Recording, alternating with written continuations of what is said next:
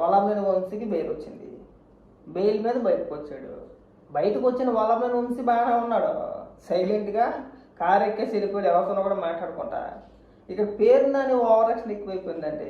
ఇంకా వల్లభనేని వంశీ ధీరుడు, బాహుబలి, ఇంకా మనోడంతా మొగోడు, ఇంకా అసలు భూప్రపంచం మీద లేడు. ఇక్కడి నుంచి రప్ప ఎరగదీసేస్తాడు, తోమేస్తాడు, తొక్కేస్తాడు. ఇంక మామూలు ఎలివేషన్లు కాదు. ఒకసారి ఏమని మాట్లాడుతున్నాడు వినిపిస్తుంది చూడండి. అందరూ చూశారు, వల్లభనేని వంశీ గారిని అరెస్ట్ చేసి 140 రోజులు తర్వాత ఈ రోజు ఆయన బెయిల్ మీద రావటం జరిగింది. చివరికి ఈ రోజు కూడా అంటే పెట్టిన అంటే 140 రోజులు ఎలా అంటే లీగల్ అంటే చట్టంలో ఉన్న ప్రొసీజర్స్, లీగల్ ప్రొసీజర్స్ లో ఉన్నటువంటి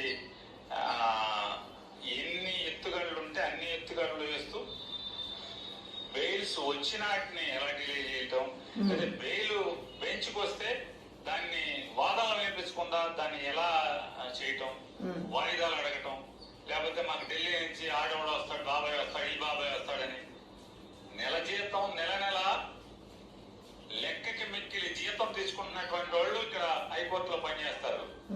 కానీ వీళ్ళు మాత్రం జీతం తీసుకుంటాక పనిచేస్తారు, కానీ వాదిస్తాక మాత్రం ఢిల్లీ బాబాయ్ రావాలంట. వాదిస్తాక ఎవరో ఢిల్లీ నుంచి రావాలి, మా బాబాయ్ వస్తాడని చెప్పని వాయిదాలు అడగటం. ఈ రకంగా ఉద్దేశపూర్వకంగా ప్రభుత్వం ఉద్దేశపూర్వకంగా నిజంగా వీళ్ళకి ఎక్కడన్నా కక్ష సాధింపు ఉంటే అంటే చెప్తే కాదు పేరునని ఉద్దేశపూర్వకంగా ఒకవేళ అరెస్ట్ చెయ్యాలనుకుంటే కనుక నువ్వు ఇలా మాట్లాడతావా? నువ్వు ఎప్పుడో రేషన్ బియ్యం దొబ్బేసినప్పుడే నేను తీసుకెళ్ళి లోపలికి వెళ్తాను కదా. ఒకవేళ ఉద్దేశపూర్వకంగా వెయ్యాలి అనుకుంటే కనుక నువ్వు ఉంటావా? కొడాలని అని ఉంటాడు. అక్కడ దాకెందుకు మీ నాయకుడు జగన్మోహన్ రెడ్డి బయట ఉంటాడు. వెయ్యాలనుకుంటే కనుక క్లియర్గా నువ్వేం చెప్పాలనుకున్నావో నాకు అర్థమైంది. చట్టంలో ఉన్న లొసుగులను ఉపయోగించుకొని వల్లభనేని వంశీని అరెస్ట్ చేశారు అని మాట్లాడుతున్నావు కదా. నిన్న కాక మొన్న అనుకుంటా, ఒక వారం రోజులు అవుతుంది అనుకుంటా, ఒక యూట్యూబ్ ఛానల్కి ఇచ్చిన ఇంటర్వ్యూలో నువ్వు ఏమని మాట్లాడావయ్యా? పలానా వ్యక్తి నా భార్యను ఉద్దేశించి ఈ విధంగా మాట్లాడాడు, ఆ యదవని అసలు ఏం చేయాలి, నువ్వే కదా అన్నావు, ఆ యదవని అసలు ఏం చేయాలి, అది మనిషి కోసం అడిగి గుర్తుందా నువ్వు? నాకు వారం రోజులు అవుతుంది అనుకుంటా. ఈసారి ఏమన్నా వీడియోలో దొరికితే నీకు వినిపించే ప్రయత్నం చేస్తా. మరి నీ కుటుంబ సభ్యులు అంటే ఒకటే, ఇంకొకరు అంటే ఒకటేనా? సరే, కేసు పెట్టింది కూడా దాని మీద కాదయ్యా. ఒక వ్యక్తిని కిడ్నాప్ చేసాడు, తెలుగుదేశం పార్టీ ఆఫీస్ మీద దాడి చేసాడు, ఇంకా చాలా కేసులు ఉన్నాయి కదా. ఊరికే తీసుకెళ్ళి లోపల వేసారు కదండి. వెళ్ళి లోపల వేస్తే ఊరుకుంటాయా? కోర్టులు ఊరుకుంటాయండి? మాత్రం కూడా తెలియకుండా ఊరికే ఏది పడితే అది మాట్లాడేద్దాం, ఏది మాట్లాడినా మనకి చెల్లుద్దులే. ఆ మాత్రం ఇంటి జ్ఞానం లేదు నీకు. ఇంకా మాట్లాడుతున్నాడు, వినిపించిన తర్వాత మాట్లాడుతా. మేము కక్ష సాధింపుగా లోపలేసామని చెప్పేటువంటి ధైర్యం లేదు. కేసులు ఏమన్నా పోయి కేసులు ఏమన్నా మమ్మల్ని తిట్టారు, మా నాన్న తిట్టారు, లేకపోతే మా ఇంట్లో వాళ్ళని తిట్టారు, ఆ కేసులు కాదు కదా. కేసులన్నీ తప్పుడు కేసులు. ఏ తప్పుడు కేసు? 5 ఏళ్ల క్రితం, 10 ఏళ్ల క్రితం, 14 ఏళ్ల క్రితం ఏదో సంఘటన జరిగిందని ఎవడో తెలుగుదేశం పార్టీ ఆఫీస్ పైన దాడి చేయడం, తగలబెట్టడం, గన్నవరం టీడీపీ ఆఫీసు అదే ఎప్పుడూ 10 ఏళ్ళ కింద జరిగిందా? తీరమ్మతో 1.5 సంవత్సరాలు అవుతుందేమో. అవునా? సత్యవర్ధన్ అనే అబ్బాయిని కిడ్నాప్ చేసింది ఎప్పుడు 10 ఏళ్ళు అయిద్దా? ప్రభుత్వం ఏర్పడిన తర్వాత, మీరు ఓడిపోయిన తర్వాత రీసెంట్గానే కదా. అవునా? తన పైన అంటే తెలుగుదేశం పార్టీ ఆఫీస్ మీద దాడి కేసులో అతను ఉన్నాడు కాబట్టి అది మనం మాఫీ చేయించుకోవాలని ఆ వ్యక్తిని కిడ్నాప్ చేసి వైజాగ్లో ఉన్న వ్యక్తిని హైదరాబాద్ తీసుకెళ్ళి మళ్ళీ అక్కడి నుంచి విజయవాడ తీసుకొచ్చి కోర్టులో చెప్పించి మళ్ళీ వైజాగ్లో తీసుకెళ్ళి దాచిపెట్టారంటే మనం మిమ్మల్ని వేసి ఇప్పించుకోవాలి. చాలా ఉన్నాయి కదా. వల్లభనేని వంశీ పైన ఆ ఒక్క కేసే కాదు కదా, ఇంకా చాలా ఉన్నాయి కదా.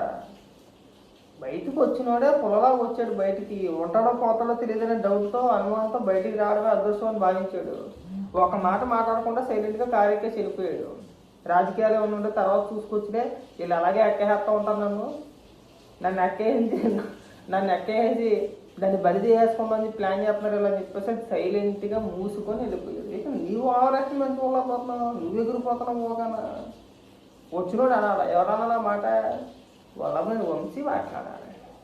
ఒకవేళ తనకి ఏదైనా అన్యాయం జరిగితే ఎవరు చెప్పాలండి? వాళ్ళని వంశీ వచ్చి నా మీద పెట్టిన కేసులన్నీ కూడా అక్రమ కేసులను ఇంకొకటనో చెప్తే బాగుంటుంది. ఇక నువ్వు డిసైడ్ చేసేయి. నీ మీద కేసులు దిక్కు మొక్కు ఉండదు, ఏ పేరునని ఇక నువ్వు డిసైడ్ చేసేడు. ఈ పనిమాల మాటలు మాని అంటే వాళ్ళ మీద వంశీ మాట్లాడమన్నాడు, నువ్వు కాదు మాట్లాడేది. వాళ్ళ మీద వంశీ మాట్లాడితే బాగుంటుంది. ఒకసారి ఒక వీడియో కానీ లేదంటే మీ సాక్షిని పంపించి ఒక ఇంటర్వ్యూ లాంటిది ఇప్పుడు నువ్వు ఏదైతే చెప్పుకొచ్చావో ఇన్ని మాటలు కూడా వంశీ చేత మాట్లాడించేస్తే బ్రహ్మాండంగా ఉంటుంది. మేము ఒప్పుకుంటాం. అప్పుడు ఏ తప్పు చేయలేదని చెప్పిస్తాను, సిగ్గుపడండి. పైగా గన్నవరం ప్రజలంతా కూడా వల్లభనేని వంశీ రాక కోసం ఎదురు చూస్తున్నాడు. దేనికి అన్నదం తింటాడన్నా ఎవడో చూసినాడు. అంత దిగజారిపోయి గన్నవరంలో ఎవరున్నాయి నాకు అర్థం కావట్లే. వల్లభనేని వంశీ రాక కోసం ఎదురు చూసే వ్యక్తులు ఎవరు అంత దిగజారిపోయి ఉన్నారా ఆ నియోజకవర్గంలో? ఇటు గన్నవరంలో నాకు తెలిసి గన్నవరంలో ఉన్న వ్యక్తులు ఎవరు కూడా అంత దిగజారిపోయి లేరు.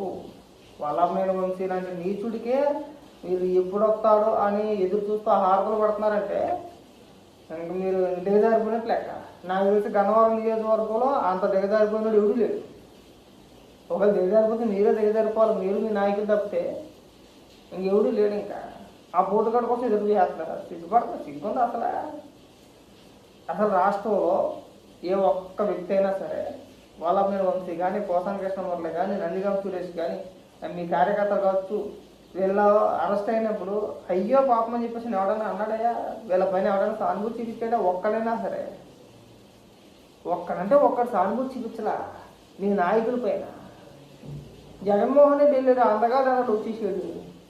అయినా ఇప్పుడు కొమ్మినేని శ్రీనివాస్ని అరెస్ట్ చేసినప్పుడు జగన్మోహన్ రెడ్డి స్వయంగా ఎట్టగలిసి సుప్రీంకోర్టుకి వెళ్ళిపోండి డైరెక్ట్గా అని చెప్పేసి సుప్రీంకోర్టుకి వెళ్ళి అక్కడి నుంచి బెయిల్ తెప్పించుకున్నాడు కదా.